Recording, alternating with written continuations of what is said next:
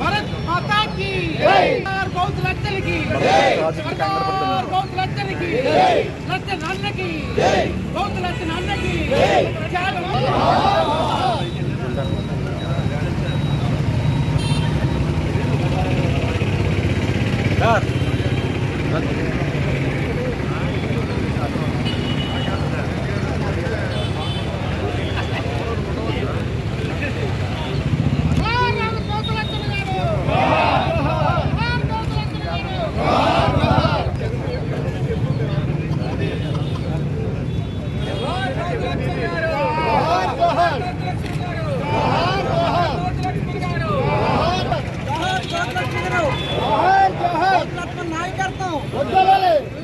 సర్దార్ గౌతు లచ్చన్న గారి యొక్క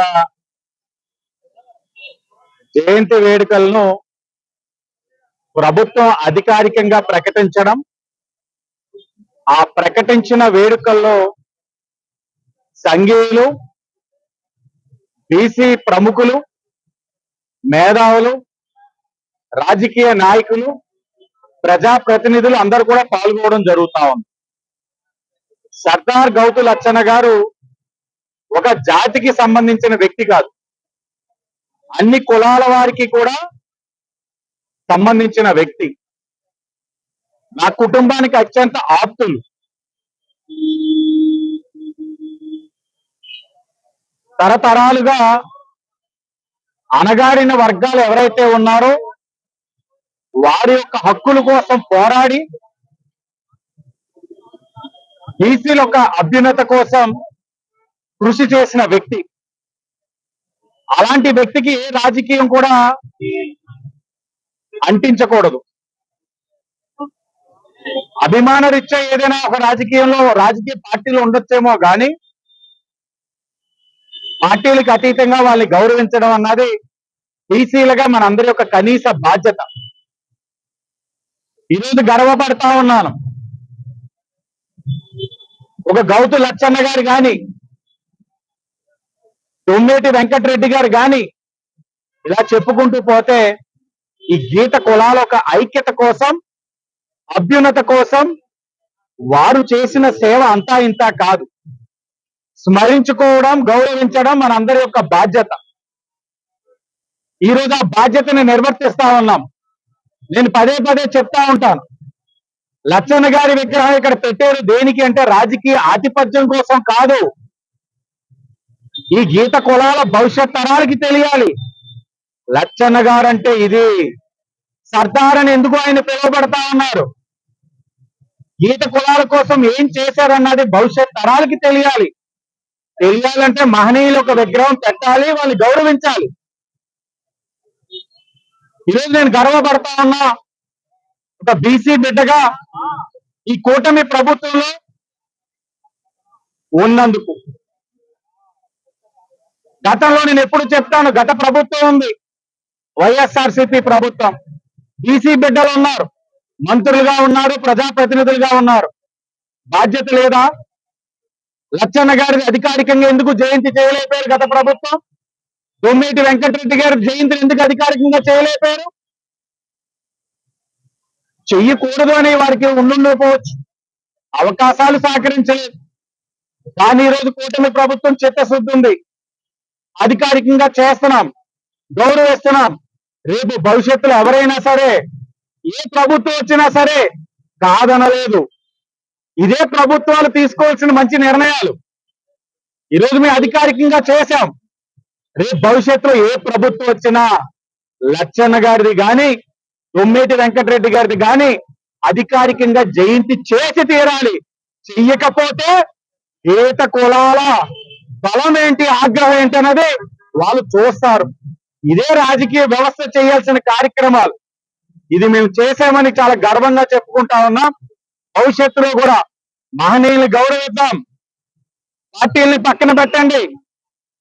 బీసీలు రాజ్యాధికారం వైపు అడుగులు వేయాలంటే రిజర్వేషన్లు కల్పించుకోవాలి. తద్వారా వచ్చిన అవకాశాలను అందిపుచ్చుకోవాలి.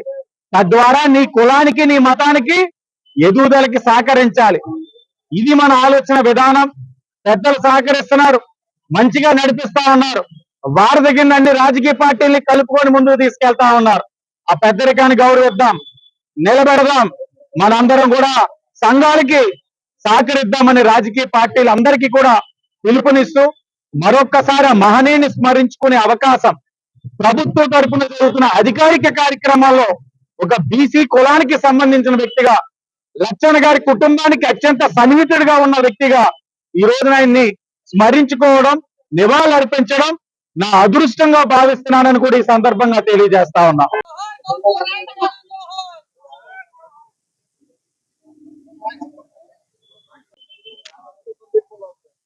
సర్దార్ శ్రీ గౌతు లచ్చన్న గారి 117వ జయంతి ఉత్సవాన్ని ఘనంగా జరుపుతున్నటువంటి కార్యక్రమానికి ముఖ్య అతిథిగా విచ్చేసి ఈ రోజు ఈ కార్యక్రమాన్ని ఘనంగా జరగడమే కాకుండా వారికి ఘనమైన నివాళులు అర్పించినటువంటి రాజమండ్రి నగర శాసనసభ్యులు, బీసీ వర్గాల నుంచి ఎమ్మెల్యేగా ఎన్నికై ఆ యొక్క వర్గాల యొక్క అభ్యున్నతి కోసం ఏదైతే గౌతు లచ్చన్న గారు కృషి చేశారో కొనసాగింపుగా కొనసాగిస్తున్నటువంటి శ్రీ ఆదిరెడ్డి శ్రీనివాస్ గారికి గౌడ సెట్టిపల్లి సంక్షేమ సంఘం తరఫున ప్రత్యేకంగా మా యొక్క కృతజ్ఞతలు, అభినందనలు తెలియజేసుకుంటున్నాం.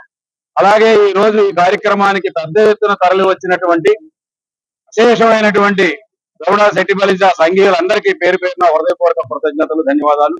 అలాగే గౌతు లచ్చన్న గారి మీద గౌరవంతో వారు ఒక కులానికి మాత్రమే పరిమితం కాదు, వారు బలహీన వర్గాలందరికీ మార్గదర్శకులు.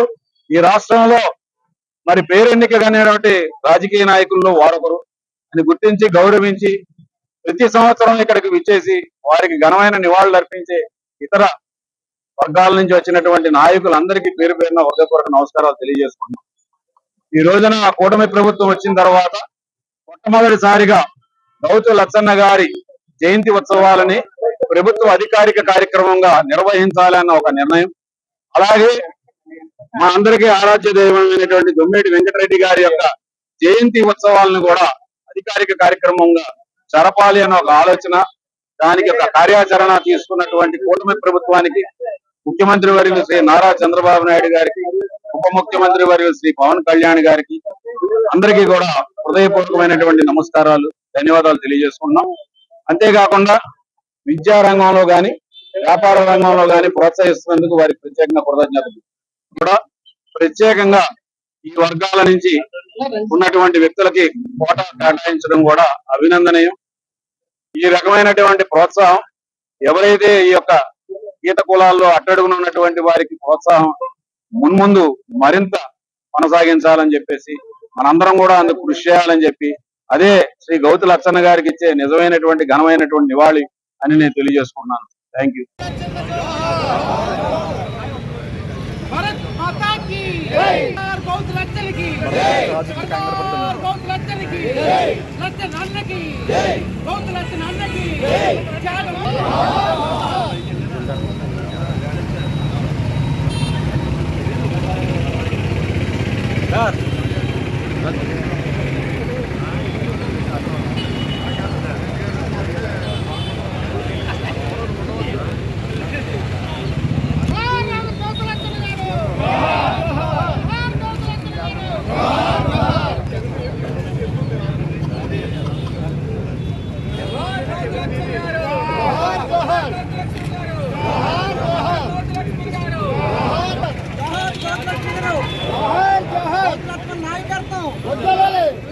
గౌతు లచ్చన్న గారిని 117వ జయంతి సందర్భంగా ఈ కార్యక్రమానికి ముఖ్య అతిథులుగా విచ్చేసిన గౌరవ శాసనసభ్యులు ఆదిరెడ్డి శ్రీనివాస్ గారికి మా సంఘీయుల తరపున అందరి తరపున హృదయపూర్వక ధన్యవాదాలు తెలుపుకుంటూ, స్వాతంత్ర సమరయోధులు అలాగే సర్దార్ బిరుదంకితులు గీత కులాలకి పట్టున్న వ్యక్తి, అలాగే బడుగు బలహీన వర్గాల ఆశాజ్యోతి అయిన గౌతు లచ్చల గారికి రాజమండ్రికి చాలా మంచి సంబంధాలు ఉండే అనే పెద్దలు తెలిపేవారు. ఆయన స్వాతంత్ర సమరయోధులుగా ఉంటూ ఇదే రాజమండ్రి సెంట్రల్ జైల్లో ఆయన 2 సంవత్సరాలు ఇక్కడ కారాగార శిక్ష చేశారు. అదే విధానంలో ఆ టైంలో ఇక్కడ రాజమండ్రిలో స్వర్గీయ కడియాల శివరాజు గారు, కాసాని భుజంగరావు, వల్లి సూర్యనారాయణ గారు వాళ్ళ సారథ్యంలో సంఘీయులందరినీ కూడా ఈ ప్రాంతంలోనే ఎక్కువగా మీటింగ్లు పెట్టి లచ్చల గారి దగ్గరికి తపతపలుగా ఇంటర్వ్యూకి వెళ్ళేవారని పెద్దలు చెప్తూ ఉండేవారు. మరి ఆయన స్వాతంత్ర సమరయోధుడిగానే కాకుండా గీత కులాలలో కళ్ళు నిషేధించినప్పుడు, కౌలు రైతుల్ని వాళ్ళకి ఇవ్వాల్సిన కొన్ని నిధులు అయ్యి ఆపినప్పుడు, వీటన్నిటి కోసం ఇచ్చాపురం నుంచి మద్రాసు వరకు కూడా పాదయాత్ర చేసి రైతు బాంధవుడు అయ్యాడైనా. మరి అలాగే ఈ కార్యక్రమం మా సంఘం గౌరవాధ్యక్షులు బుడ్డికి శ్రీని గారు, రెడ్డి రాజు గారు, అలాగే సంఘీయులందరూ కూడా ఆదేటి వీరరాఘవం గారు, రాజమండ్రి తొలి మహిళా మేయర్ గారు, ఆ టైంలో కౌన్సిల్లో ఈ విగ్రహానికి మేము కౌన్సిల్లో తీర్మానం తీసుకొని